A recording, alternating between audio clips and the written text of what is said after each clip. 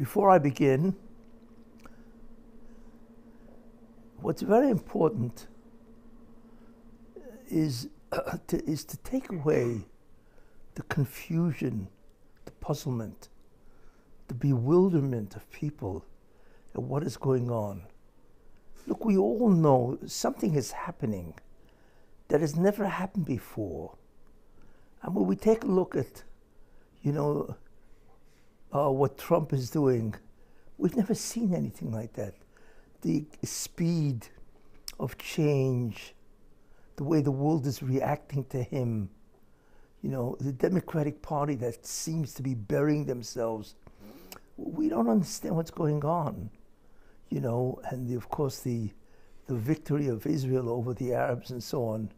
But what I want to tell you now, and I'm going to talk about it obviously in the Shia and demonstrate how, is all of this is part of the Messianic process. But for you to understand that, you need to understand why and how.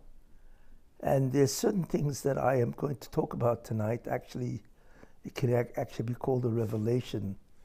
It's stuff that you never heard of before, and I'm going to talk about it tonight and reveal these ideas. And that will explain, believe it or not, things which probably will shock you, right? Once you really begin to understand the depth of what the Ribbono Shel Olam is doing and so on, as you will see. Before I begin, this year should be a blessing and a merit for the health and success of the families of Regina Bas Yosef Ruvain and Yeshaya ben Yisrael, Benjamin Wolf ben Tzvihersh Baruch ben Benjamin Wolf, and Shmuel Ruvain ben Regina, of course, should have refuah shalema. And Esther Libo Bas Chaya Yafa should have a complete refuah shalema. Shlomo Leib Ben Fega also should have a complete refuah shalema. Right. And also, I want to add Shimon ben Riva should also have a refuah shalema. In any case, okay, where do we begin? So, the place to begin, of course, is to remind ourselves, because whenever you learn something, you always must see the big picture first, the context in which everything fits. Once you have that big picture, then of course things fall into place and they are logically justified by that what's called big picture and so on. So if you recall, there are three major ideas that redemption is really all about. These are the three major stages of what is called the redemption process or the Messianic process. One, and they will occur sequentially.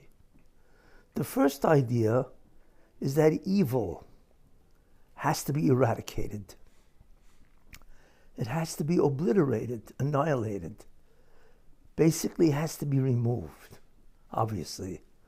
As long as it exists and as long as it has power to do what it wants to do, there's no such thing as redemption.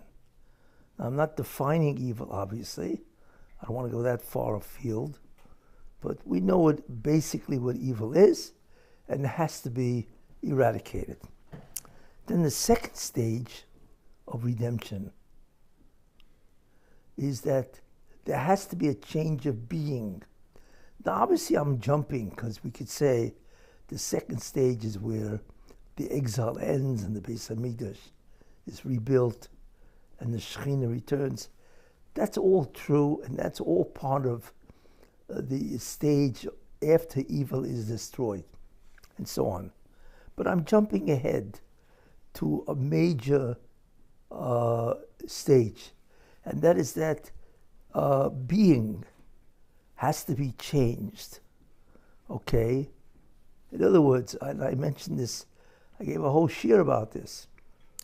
Being changed means you go from being a physical body with what is called Zoyama to a physical body without Zoyama. That's like Adam Rishon, before the sin. And that is in the Messianic era, after Tchias HaMesim, resurrection of the dead. And then you become spiritual. You actually become a spiritual being, which we've talked about. And then after that, you become a divine being, which is the era of Olam Haba. But the main idea is that your being changes, and so on. That's a very important idea. There's a second major change of redemption. But that type of redemption is already beyond what we can envision, and so on.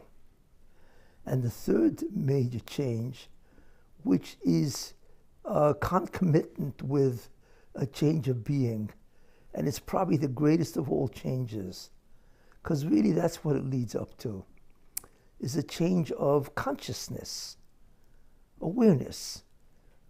What do we really know?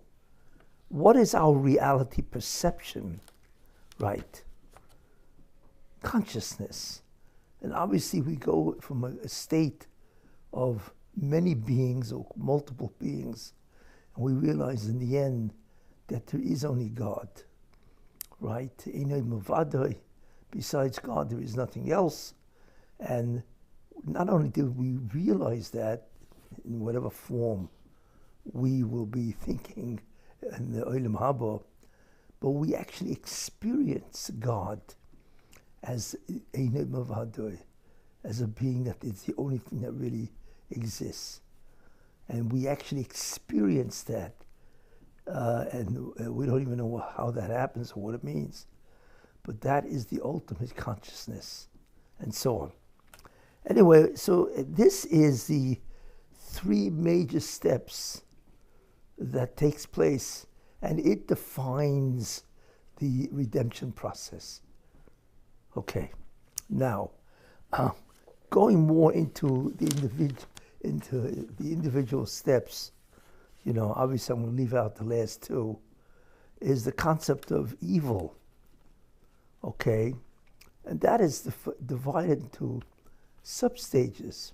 One, evil has to be removed, and I mean really removed. The actors, the players, the bad people, or evil in and of itself, even by good people, has to be removed. That's number one. Not only does it have to be removed, but it has to be replaced with good. You see. And good means to be concerned, which is interesting.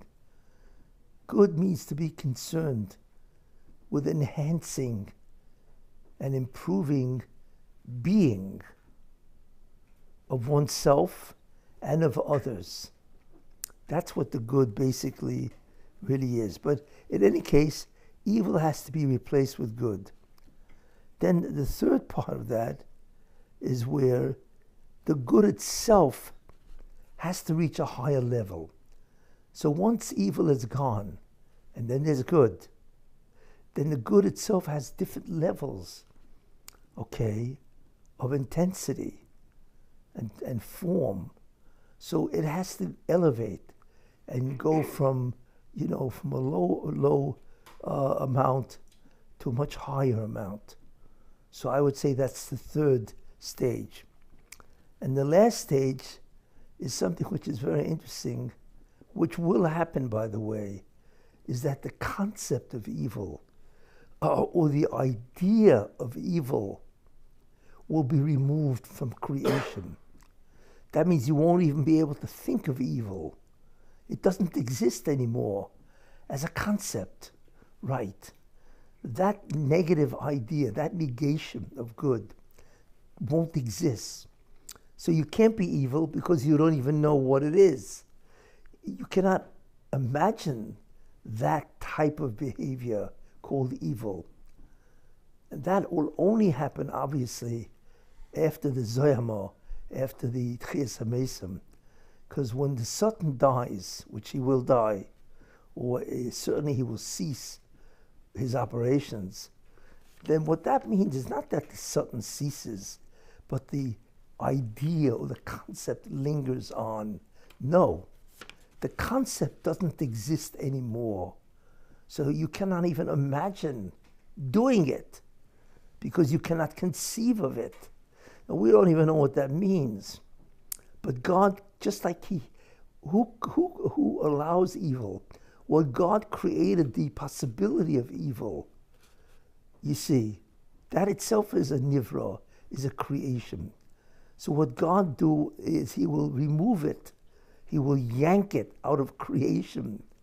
And guess what? If he does, you cannot conceive of it. Right? It's not available to be thought about at all because it doesn't exist. That is the ultimate state of the removal of evil. So I'm just telling you the different substages of the removal of evil itself. And then obviously there will only be good, and in its highest form, which will be incredible righteousness, and I really mean incredible righteousness, and incredible holiness, right, and incredible divinity, which we can only begin to imagine and so on. Any case, this is redemption. It's not just world peace. That's the beginning of redemption. Redemption means to be freed from all kinds of negative concepts and ideas, and certainly human behavior. Okay, so we have a handle on Geula, redemption. Now, of course, to us, it means very simple, the end of exile, right, obviously, the introduction or the rebuilding of the temple, right, the restoration of the divine presence, the Shekhinah. And of course it means the restoration of the Jewish people to Torah greatness. That's certainly part of the redemption, you see. And once the Beis Hamikdash is rebuilt and so on, then of course you have Mashiach. And as I mentioned last time, or whatever, we are now in the beginning of the Messianic age. And I talked about that, I think it was a previous year, last year, whatever, that Aschalta de Geula, the beginning of redemption, has started. And I mentioned November 5th, which is the election. And I will show you what that means shortly, what's really happening in that sense. Okay, so we now have a handle. I brought you up to speed in terms of what the Geula is, its a generic idea, its specifics, and also the concept of evil and so on. Now, I want to tell you something which most people don't know. And so in a certain sense, it's a revelation. But I feel it will explain to you what is happening today in America, as you will see. Do you ever wonder, Moshe v'Aaron, why was there Aaron? Who was Moshe Rabbeinu really? And Moshe Rabbeinu obviously is the Mashiach, because his job, or what he was tasked to do, is Messianic. To take the Jews out of Egypt, which is to take them out of Golus, exile, to bring them to Israel, to give them the Torah, right? And introduce a whole different Tekufa, period of time, you see. So that's Messianic. Who was he? He is Mashiach ben Yosef. That's really who he really was. And he would have been Mashiach if it wasn't for the sin of the golden calf. I've said that many times and so on, right? And therefore, once Jews sinned with the golden calf, he had to remove himself from that possibility. And ultimately, we have to continue the process, ultimately to bring Mashiach ben Yosef. And then after Mashiach ben Yosef, of course, Mashiach ben David. But you ever wonder who's Aaron? But what's even more puzzling is not only we know Aaron is his brother, it's obviously. But why was there a necessity for Aaron to join Moshe? Aaron wasn't just his brother. You know, some guy lives in New York and his brother lives in California. You know, they're brothers, but they hardly see each other and so on. Aaron was a fundamental fabric, key to the redemption. In fact, it would be interesting to know Moshe Rabbeinu, whatever you want to call it, had a speech impediment. So when Moshe Rabbeinu said to the Rebbeinu Shalom, I can't speak, how am I going to convince Parai? You know, I'm not a speaker, and so on. And it does require a gift of eloquence. So the Rebbeinu said, don't worry, Aaron will do it. It would be interesting to know, well, what happens if Aaron wasn't around? What happens if Moshe Rabbeinu didn't have a brother like Aaron? Well, okay, that's interesting to think about and so on. But what I'd rather think about is, who is he? Why was he part of the Messianic process? And he was. Aaron was a critical figure in the whole redemption process. Now, I'm not looking at Aaron as a Kohen Gadol. You know, that's what Aaron was gifted with, that enormous matono, to be the oved, to be the one who was the chief service operator in the Beis HaMikdash. I'm looking at Aaron initially, you see, who was part of the redemption itself. So the question then, who is he? And I will tell you who he was, okay? From a spiritual standpoint, people do not realize that there are two Mashiach ben Yosefs. That's what people don't understand. Not that they don't understand, they don't realize that. Aaron was Mashiach ben Yosef.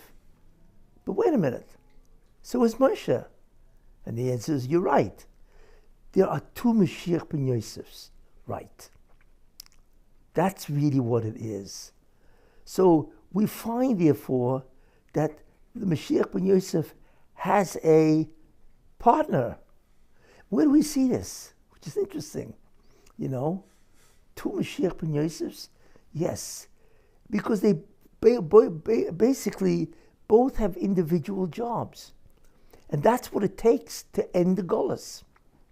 You see, the job of Moshe Rabbeinu is to bring down the Or, to bring down the Shekhinah to the earth, to bring down the Shekhinah to the Jewish people. He was the giver of the law, that we know. That was his job. And therefore he received the Torah, because that's his job. His job is to interface with spirituality, with God, divinity, and to bring it down almost like a filter to mankind. You need that's a special type of work. You need a special type of neshama for that, the highest levels of prophecy. And that was his job, you see? But there's a second job, which is interesting. And job is what? Okay, the divine is now down. But how do you broadcast it? How do you transmit it to man? You see, we're not looking here at one person. We're looking at the entire Jewish people. Or we're looking at the entire mankind. Who transmits? You see, and that's a special job. That needs a speaker. Right. So Moshe Rabbeinu's job didn't require him to have eloquency in speech. It did require him to have the highest level of prophecy. You see? But Aaron HaKohen's job was also Mashiach ben Yosef, was to bring these ideas to the Jewish people. And like the Gemara says, he is the main figure in the transmission of the oral law. Aaron HaKohen. The whole Torah was really, when you think about it, was transmitted not from Moshe Rabbeinu. Moshe would bring it to Aaron, and then Aaron would bring it to the elders. And there's a whole Gemara in the air of him, how it was transmitted. But Moshe taught it to Aaron, right? And then Aaron taught it to his sons, who then taught it to the 70 elders, whatever it is. But the one who transmitted, who made it known to Klal Yisrael, is Aaron HaKohen. Now, what is interesting is, wait a minute, that's very interesting. if Moshe was the main Mashiach ben Yosef, then Aaron would not have been as great as Moshe. But there's a very interesting posik, you see, in Vo'era, you see, where it says, and God spoke, Vayidaber Hashem el Moshe Lemor, that's what V'yel Aaron. Whenever Rabbi Hashem speaks, it says, and God spoke to Moshe and Aaron. Fine. But in one place it says, and God spoke to Aaron and Moshe. Changed the order. So Rashi's bothered by that. Why did the Moshe change the order? It always says God spoke to Moshe, right? Because he was the receiver. And then Moshe would tell it to Aaron. That's the way it always went. But here was a posik that said, and God spoke to Aaron, right, and Moshe, which means he said it to Aaron, and Aaron said it to Moshe, right? What does that mean? So Rashi says that. Rashi says, Shkulim, they were equal. That's the mistake that people make. Aaron was not a subsidiary. He was not inferior in any way to Moshe Rabbeinu. He was as holy and as great as Moshe Rabbeinu. It's astounding. Do you know what that is? Shkulim, they were equal. And the Torah shows you by saying, well, it could have been, and God spoke to Aaron, spoke to Moshe. That is the limud. That is the lesson. That's incredible when you think about that. So then what was the difference? The difference was the roles that they played, you see. But the reason why they were equal is because they were both Mashiach ben Yosef. Right. There are two Mashiach ben Yosefs, correct. They both have the job of what? Of bringing holiness, Torah, to the Jewish people. Except it requires two sub-roles. One to receive and the other to transmit. So therefore they have different talents and abilities. Most people have never heard of this. What? There are two Mashiachs? But that's what it means. Shkulim heim, they're equal, you see. So we now know something very, very interesting. That the job of Mashiach ben Yosef is had by two people, not one, you see. Now sometimes we know who the one is, less often we know who the second one is. But there are always two people, individuals, who have that role. Okay, I hope I didn't shock too many people by saying this. In any case, and now we understand the dichotomy, or the fact that there are many dualities here, because you're really looking at two different roles, and so on. And I'm not going to analyze that, because that would be too difficult. But let me just point out some of the different roles, okay?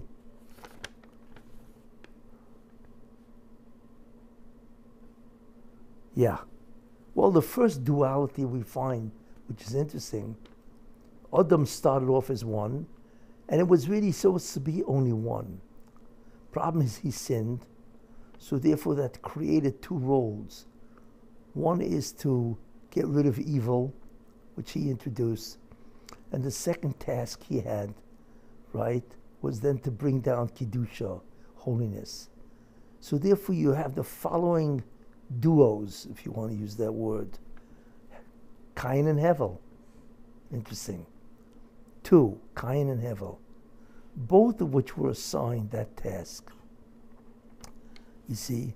So those are two, if you want to look at it, the original Mashiach ben Yosef's is Cain and Hevel, which of course went terribly awry. The second duality is Avraham Avinu and Yitzchak Avinu. Avraham Avinu was Chesed, and Yitzchak was Gevura. You see, again, there's a duality here, because both are in that concept of Mashiach ben Yosef. Then you have Yaakov and Esav, which I've dwelt on for a long time. Both of them were Mashiach ben Yosef. And the interesting thing about it, that even though Yaakov his job was to learn Torah, which is to bring down, to receive the Torah, and Esav's job was to transmit it to the entire world.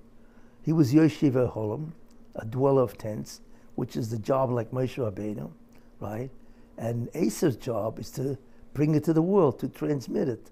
You see, that's the second job. So Yaakov and Esav were partners, which I've spoken about. And of course, Esav became a Rasha and so on. So what did the Rosham do? He had to give the job of Esav, which basically is Mashiach ben Yosef, but just Yaakov was also Mashiach ben Yosef. So Yaakov took over the full job of Mashiach ben Yosef. And that was because Esav reneged on the whole responsibility. And of course, we know ultimately what happened was that Yaakov cannot do two jobs. So the one who did the second job, who took over Esav's jobs, it went away from Yaakov and went to Yosef. So Yosef became Mashiach ben Yosef. And of course, he transmitted the whole tradition to Egypt and to the Jewish people after they went down. So it's interesting how you see the dichotomies here and the dualities of these different figures and so on, you see. Then, of course, you have the next duality, or duos, is Moshe v'Aaron, as I pointed out. But this has been going on a long time, these dualities of this task, who receives and who transmits, and so on, you know. Then you have the next duality, Shaul and David, right, and so on. It's interesting. Shaul was Mashiach ben Yosef, and David was also Mashiach ben Yosef. But what's interesting about David is he's also Mashiach ben David, or he's the root soul of David. But David can be Yosef also, just like Yaakov became Esav, and so on. So you have that duality and so on, you know. What comes out of all this is something very fascinating. And I would like to say it. Whoever Mashiach ben Yosef is today, since we always know that there are two of them, because you have these two roles of fighting evil and introducing holiness and so on, right? It would seem that whoever's going to be Mashiach ben Yosef today, there will be two of them, right? Not one, but two. Because that seems to be the setup of Mashiach ben Yosef and so on, you know. This is what we see and so on, you know. Now, one thing I'd like to mention, which is very interesting, you know, is that there is a third Mashiach, which is really Mashiach ben Yosef, but it's sort of like a part of the idea of Mashiach ben Yosef. Who was that? That was Shimshon. Shimshon, the great, the Novi Shimshon, that's who he was. Of course, we know him as, you know, phenomenal strength and so on. But he was an incredible Baruch HaKodesh and so on. And he was called Mashiach ben Dan, because he comes from the Shevet Dan. In fact, when Yaakov was giving out the brachas, right, he refers to Shimshon, because he thought he was the Mashiach, you see, because he was Messianic. He had tremendous koyach to destroy evil, you see. The problem was, which is always a problem, is that he was ensnared by the Satan with a wife of the Plishtim and so on. And whatever, he obviously sinned in whatever, and he wasn't roy for that. So he failed. So that's when Yaakov Avinu realized, you know. So first he gives a bracha about Dan, Yaakov Avinu and Vayechi, that the Dan will be in many ways a redeemer. But then he realized, Ruach HaKodesh, that Shimshon didn't make it as Mashiach ben Dan, which is really Mashiach ben Yosef. And therefore he says, L'shioscha kavis Hashem. We wait for your salvation. You see. But there is a sub-heading of Mashiach ben Yosef called Mashiach ben Dan. Well, part of the problem, when you think about that, is Mashiach ben Yosef, or Yosef HaTzadik, without getting into it, sinned by Potiphar's wife. Okay, he sinned at a certain level. It wasn't completely clear of that incident and so on. So as a result of that, well, that's one of the reasons why Mashiach ben Yosef has to die. Well, that was the original decree. But what took place is something very interesting. In order to remove that, the Rebbe Shem chose two other people that were right to be Mashiach ben Yosef, Nadav and Avihu. In fact, Moshe Rabbeinu says something very interesting. Moshe Rabbeinu said to Aaron, I thought that the Rebbe Shem would take us, for whatever reason and so on, to sanctify his name. Instead, he took Nadav Avihu. So apparently, they filled in for the death of Mashiach ben Yosef and so on.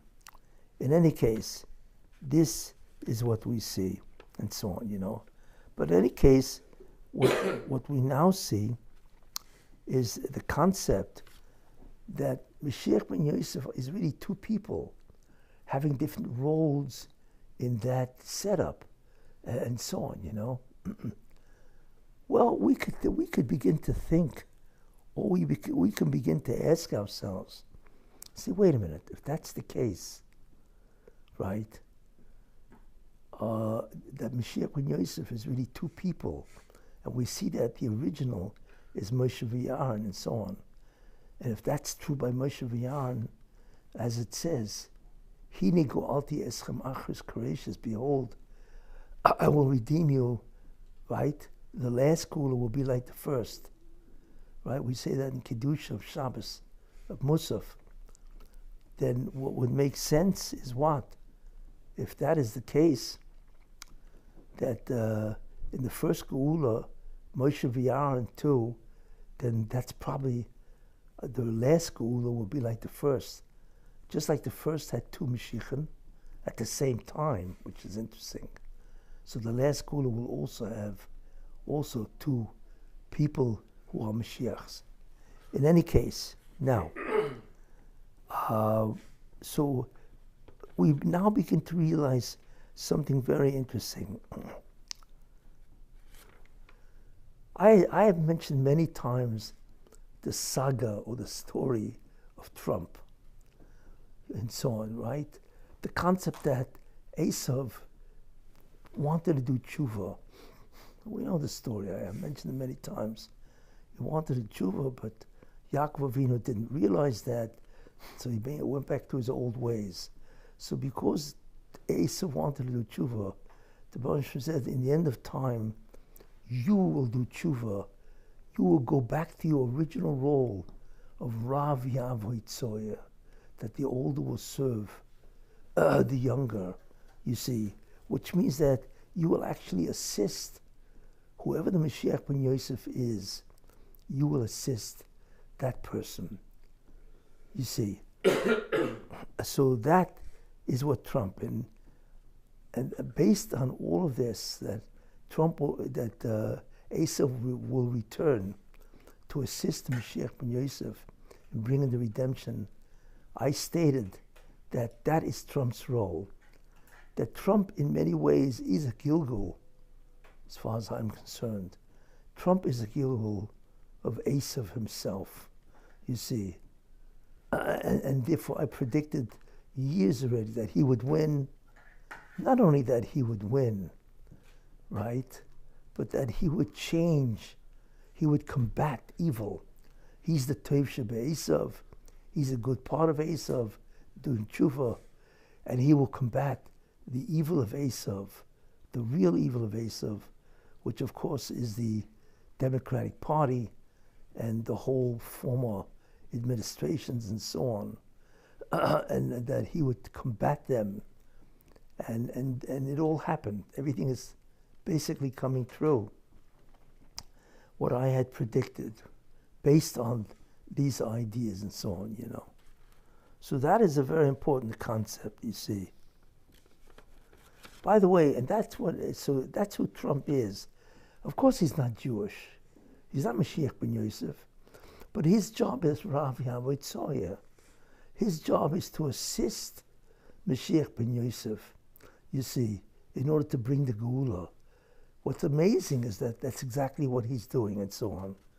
By the way, what's interesting, and we've never seen that before, Trump is the most powerful president we've ever seen.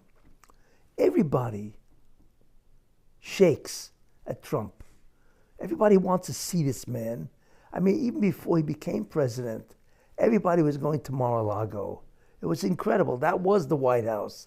They all abandoned Biden, and they're all going to Trump and so on, you see. Because, so the question is, what is this? We've never seen this type of homage applied to a president. I mean, a president is a very powerful figure, but this is way out of the ordinary. Everybody was running to see Trump. Not only that, nobody wants to oppose him. Everybody's afraid of him, you see. So the question then is what does this all mean? And what is very interesting, if you think about it, there's a chazal that say that a person should always run to see, right, a king of the Goyim, and to see the honor, the dignity that is bestowed on a king. Why? Because this is nothing compared to the honor and dignity and glory that will be bestowed on the Mashiach. And therefore, if you want to get an inkling, a glimpse, in terms of what will be, you should run to see royalty and the beauty, the incredible honor that is given to them, you know. You get a glimpse of it, not here in America, but in England, where you have the royalty and so on, you know, the tremendous honor that was bestowed to Elizabeth and so on, you know, and how the royalty is treated and so on. But that's a very weak form, because it's really it's a constitutional monarchy and so on, you know. But the honor that will be given to a king, if you want to see what it's going to be like by the Mashiach himself, you should run to see royalty among kings. You probably can get a real taste of that. You know, somebody like Louis XIV. I mean, he was like incredible. I mean, how he was king of France for 70 years or something like that. But the honor that was given to him, you know, I was once in Versailles. I wanted to go to France, you know. So, you know, you figure Versailles, it's nice, it's a palace. You have no idea of what that building is. If you are in France, check out Versailles, which is right outside of Paris and so on and so forth. You can't believe the grounds are incredible. And the palace is beyond belief, you know. And who was this guy really when you think about that? And so on, you know. But you realize that the treatment that he got was off the charts. So Chazal tell us, if you want to have an inkling, a sample of that type of glory, check out a Goyish king. And from that you could begin to think about what the Mashiach, the Melech HaMashiach, will receive, and so on, you see. So therefore, if you now think about that, well, if Trump's job is Messianic, even though he's not Jewish, but he's a Messianic figure, he's a Mashiach ben Edom, right, an Edomite Messianic figure, to assist Mashiach ben Yosef and so on and so forth. So he automatically, that glory, that incredible homage will be applied to him, will also be Messianic, right? And that's the understanding of what's happening. Because his job is to assist Mashiach ben Yosef in terms of combating evil, because that's really what his job is and so on, to combat evil, to reveal it for what it is, you see. Therefore, that type of glory rubs off on him, right? That's why we're looking at something that's never happened like this. The president should have such an honor, such an incredible, you know, majesty and so on. Yes, because he's not just the president. He's a president acting in the manner of a messianic figure, right? Esav doing tshuva. That's where that comes from, you see. But anything. But you could see also that the characteristics of Trump is what assigns him this role. Look, the Russia made him rich. So he's not afraid of anybody. He has tremendous amount of money. And he has the confidence that goes with people who are very rich, you know. Not only that, he has a trait of being tremendously defiant. He's defiant. He does what he wants. He says what he wants. He's not afraid. He has that characteristic, which is an essential feature of somebody who's going to fight evil, you see. Also, tremendous courage. He's bright. He has almost unlimited energy, you see. He has tremendous amount of energy. All of this is a divine gift, because that's his role, is to fight evil, right? To expose it. And that's fundamentally what he's doing. He's also very successful. You know, even where he failed, that was basically to teach him a lesson. But he's been a very successful, he's world known. He's among the most famous people of all time, if you really think about that, and so on, you know. And also miracles happened to him. The fact that he was saved twice from an assassin's bullet is incredible when you think about that, you know. Because he probably is a Gilgal of Esav. That's what he is basically, you see. And that's why I say that Aschalta de Gula started. He is the Esav that has to do tshuva and combat evil. Which, when you think about that, is very, very interesting and so on.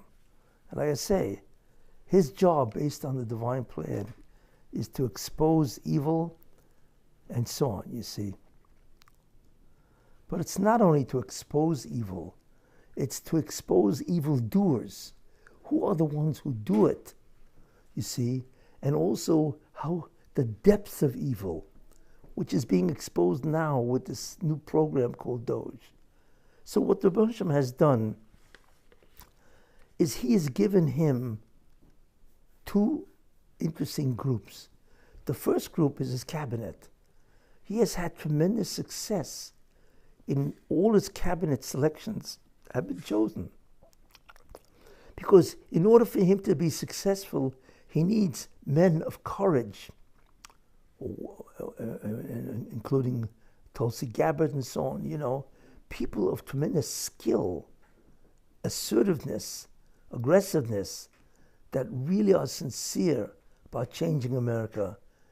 How many times as a cabinet figure, a nobody, right? He's weak, he's timid. But all the guys that he's picked, I mean, you can go through them, all of these guys are top-notch guys. That requires tremendous amount of siyata d'shmaya, divine assistance, to have the right team. Because that's what his job is. So that's what the Rebbe Hashem has done. But there's something else that I want to mention, which I believe to be very true, and in a certain sense, shocking. If there are two Mashiach ben Yosefs, right? So if Trump is a messianic figure, right, and he is an assistant to the Mashiach ben Yosef, he also has to have two people. Who was the second guy? And I venture to say, it's going to be shocking, Elon Musk. You don't realize what Elon Musk is, you know? There are so many people that hate him. That itself is messianic, and so on. Elon Musk is very interesting. Do you have any idea? He's the world's richest man. $450 billion. That is unheard of in the annals of history, right? $450 billion. He's certainly the richest man in the world. He's probably the richest man who ever lived. You don't get that kind of money unless it's been divinely ordained. Why would God give this guy this type of wealth? Not only that, when you look at Elon Musk, okay, you realize It's incredible, what Elon Musk is. His character is incredible. He's defiant, very bright, defiant, right? Not only that, he can transmit whatever he wants. He owns Twitter, right? He actually owns Twitter, you see? And not only that, not only does he have that characteristic, right? And he's wealthy and so on, but he's incredibly successful, you see? And he's willing to go through pain, and he's dedicated to do what? What he's doing is astounding. His Doge is destroying the Democratic Party. It's what it's doing. So not only is it destroying the Democratic Party, he now has the idea there are many Democrats, core Democrats, that are worth hundreds of millions of dollars. But all they make, I'll give you one example, Nancy Pelosi. She makes, I don't know, $200,000-$300,000 a year from a salary. Yet she's worth $200 million. So the question is, excuse me, where do you get $200 million from a salary, Where does this come from? So obviously it probably means that she has insider trading. I mean, I believe so. I don't know for sure. But he's now going to investigate her. Then you have Schumer. Then you have other guys who are worth fortunes in money, and they only make, what do they make, $200,000 as a salary? Biden, they say he's worth $30-40 million. And what's his salary? $400,000 a year? How is that possible? So he is now going to investigate the doers, the Democratic Party doers, the people who are the principals of the Democratic Party. And then his investigation of U.S. aid. People cannot believe $40 billion on what? It's like beyond belief what these people have spent it on. I don't want to go through the list. You can't even believe the list, what they spent millions of dollars on nonsense, billions of dollars on nonsense. How many people in America would have benefited from all that money? Especially the people that were hit in the hurricane region and so on, and the earthquakes, whatever, and so on. How many people could have used that money and they give it away to shtus, countries that do nothing? They gave how many millions of dollars of tourism in Egypt? What, America doesn't deserve this? I don't want to go into all the incredible thing what U.S. aid has done. But one thing, what Elon Musk has exposed is not only the doers themselves, the principles themselves, but also in terms of what they've done is outlandish, outrageous. And really, in my opinion, it's a criminal enterprise. That's what people are waking up to. And the incredible thing is they're all trying to defend their actions. No, what do you mean? You're not supposed to change. You can't look at the records and so on. I mean, people cannot believe. What are you doing? You're fighting a guy who wants to save taxpayers trillions of dollars when America anyway is in a very dangerous position because of the debt. Do you know that the debt, that the payment that America pays every year in interest is $1 trillion? You imagine paying interest, $1 trillion? Do you know what $1 trillion is? No, it's a word. But I'll tell you, if I had $100 bills and I had a stack of $1 million, that stack would be 40 inches. That's all. 40 inches, $100 bills to equal $1 million. How high would that stack be if instead of the $100, instead of, right, $1 million, it would be $1 trillion. And the answer is 674 miles. That's how high the stack would be of $100 bills if it was $1 trillion. Could you imagine that America owes $36 trillion? And every year it goes up by another $2 or $3 trillion. America cannot sustain that. they will go bankrupt. The world will no longer look at the dollar as the reserve currency and so on. America is in a very dangerous position economically. So this is what they're doing to the American dollar. It's just beyond belief. It looks clearly, in my opinion, no question about that, the Democratic Party is a criminal enterprise. It's always been that way. Certainly now this way and so on, you see. And people realize that and so on. So Musk is exposing the unbelievable evil. He's not exposing the evil of a particular person only. He's talking about the Democratic Party. He's exposing the evil of an entire group of people. That's Messianic, right? But it's him and Trump. And what you notice about both of these guys is they work together, even though both of them are very strong personalities, you see. And it would seem, therefore, that Elon Musk is the second Mashiach ben Yosef of Edom, right? Just like Trump is of Edom, Elon Musk is probably the second one. And together, they are working together, which is absolutely beyond belief, and how well it's working out and so on, you see.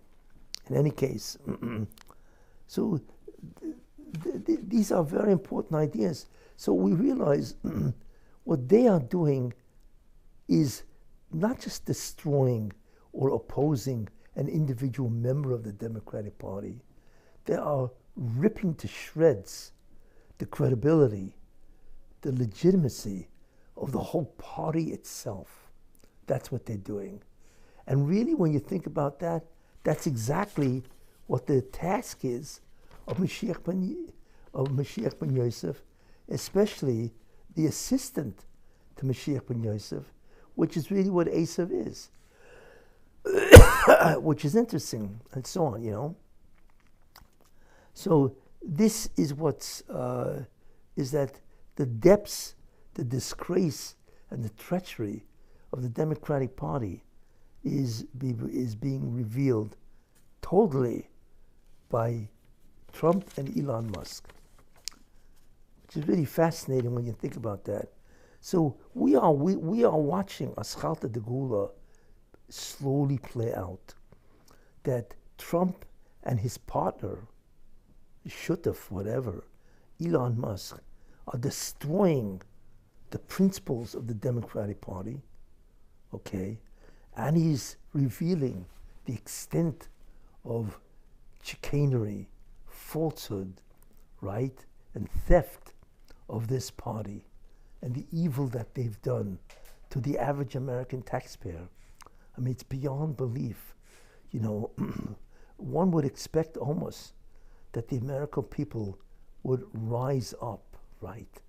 You have an idea how many years this has been going on, and nobody's done anything and so on, you know? They estimate that the amount of fraud, I heard this, the amount of fraud and waste and abuse of Joe Biden in his 4 years has been $1 trillion. Could you imagine that kind of a sum being wasted through fraud, through absolute stupidity and nonsense? Can you imagine what that means? We can't. Really, they should be investigated and thrown in jail, all of them. Because, I mean, how do you do that? You know, many people have trusted you, the Democratic Party. How do you stab people in the back? It's a mockery. It's a mockery to the average American citizen, right? Who's doing that? Trump and Musk. And I believe those are the two Mashiachim of Edom that is there to assist the Mashiach ben Yosef. Now what he will do, Mashiach ben Yosef, of course, he will handle the Ruchnias, of course. You know, they will remove the evil, and he will he and Mashiach ben Yosef, whoever he is, and so on, they will handle the Ruchnias by ending the Golas, by having build the Beis Hamikdash, which will happen before Mashiach ben David. The Gemara actually says that, and so on. They will bring down the Shekhinah. And then you're going to have the Mashiach ben David. You see, because the real task of Mashiach ben Yosef is the revelation of the Nun Shari Bina, the 50 gates of wisdom. That is the Messianic light. That's really what the task of Mashiach ben Yosef is. And like I said, you have one who brings it down, which is the job of Moshe Rabbeinu, and one who transmits it to bring it to people, which is the second Mashiach ben Yosef, and so on. And then Mashiach ben David, he will execute. He's the executor of all this. He's the king.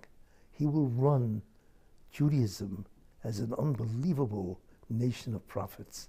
And that's really what's going to happen. So there you are. We are actually seeing, but we don't realize what we're looking at. We are looking at two basic figures, of which is shocking the American people, who is destroying not a member of the Democratic Party. They are destroying the Democratic Party itself, the core sheker. They are exposing the principles as thugs, as conniving scoundrels and so on. And they are exposing, what they've done, how they've made fools of the American citizen, the American taxpayer. I'm not even going into Biden, what he's done.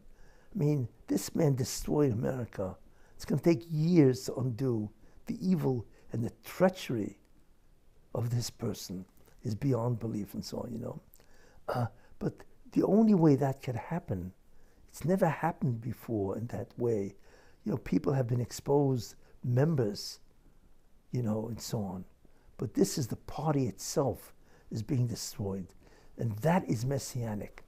And that's really the job of Mashiach, of Mashiach ben Yosef. And the one who does it for Mashiach ben Yosef is the Messiah, Mashiach of Edom, the Edomite Messiah, both, which I'm saying, is both Donald Trump and Elon Musk and so on. And now we understand something which I've said before. We can ask a question. Why is Purim 2 days? It's basically one war.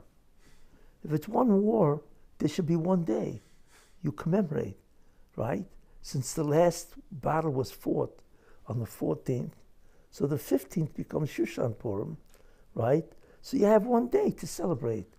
Why did Chazal make this distinction that there are 2 days to celebrate Purim?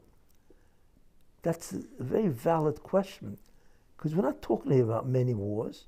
We're doing one war. Just there was fighting in different places, and in Shushan there was another day of fighting. And if you make 2 days, and the answer is that when you level evil, when you destroy evil, you have to be aware of something. And you'll see what I want to say. You have to be aware of the fact that, when you fight evil and you win, who or whom have you won against? So normally you win against a member of the evil group. Fine. Groups, movements have evil members. So you fight the members and so on. But what Chazal realized is not only did they fight Persia, the Persians that wanted to kill the Jews, which are, the outlier members of the people that want to kill the Jews, but they've killed also the Haman's family and the Amalekis of Shushan. That is the headquarters of the evil of Haman. But they realized if the Moshe has allowed us not only to kill the outlying evil people of Amalek, but also that people who hold from Amalek and what he wants to do, but he's also allowed us to kill the core evil, the headquarters itself, then that's a greater form of Ness. And therefore that requires a greater, a second day to commemorate that there are two levels of destruction of evil. One is the members of the evil group itself. Fine. So that's like fighting an army and beating the soldiers. But what happens if you can invade the actual palace and kill the king himself? That's a different level of victory. That's a ness, a tremendous ness, because it requires a permission by the Rabbanan Shalom to do that. And that's why you never really hear of Amalek afterwards. That's the last real, time you hear about Amaleki who's in charge of being able to destroy the Jews and so on, But in any case, that's why they made 2 days. What we are witnessing is something highly unusual. And that's why it's Messianic. We're not witnessing, where individual members of the Democratic Party are being vilified and proven to be nothing more than thugs and crooks and so on. See, we are witnessing the destruction of the party itself. That's the headquarters. We are witnessing the destruction of the core principles. These people that have stolen from the American taxpayer the actual principles, the main operators of the Democratic Party. We are witnessing that, you see, and we are therefore witnessing not only that, but they are being exposed as to what they did. If you want to understand what they did, how do you do that? I mean, where is your responsibility for the money that you've been collecting from the American public? Why do you do this to people? How do you take their money and give it to some country so they can have LGBTQ, whatever they have, right? Plays. For what? I mean, how do you, if you look at the roster of things that they gave money to, your blood boils. Because most of them are stupid. They're nonsense. And they have nothing to do with American interests. Nothing. And you realize that America has been had. That's really what it is. That America has been made fools of by a bunch of thugs. It's a criminal enterprise. That's what they're destroying. And this is only the beginning. He's only president for 4 weeks. He's got another, 3 years, and 11 months to go. Trump and so on, That can only happen if it's Messianic, right? And therefore we are witnessing that. The destruction of the Democratic Party, you see. And the one who's doing such an incredible job, of course, is Elon Musk. Because Trump said, it's your show. Do whatever you want. And he has tremendous. And the beauty of it is that he has one of the most sophisticated social media, Twitter. I mean, he could do whatever and say whatever he wants. Nobody can shut him out and so on, And Trump also has been granted a tremendous cabinet. That shows you God says to him, do it. Destroy this evil party that has destroyed the morals of America, the ethics of America. That's what they have done, And I now give you permission and the wherewithal to destroy them. And that's what's happening, and so on and so forth. And that's why I say the Aschalta de Geula happened on November 5th. And we are watching that. You see, the headquarters of evil, the Democratic Party, thank God Joe Biden is no more. And he will get his reward, in quotes, what he did to the United States. And not only that, what he did to morality and how much pain and agony and abortions that has been allowed under his jurisdiction and so on.